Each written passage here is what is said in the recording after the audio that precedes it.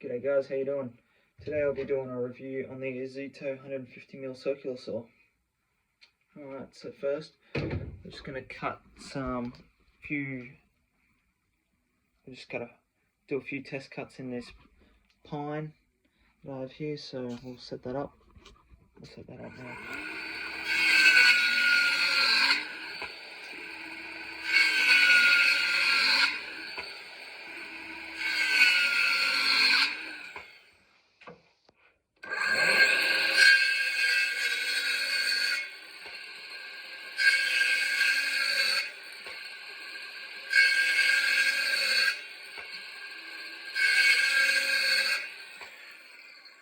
As you can see, the saw cuts relatively easy.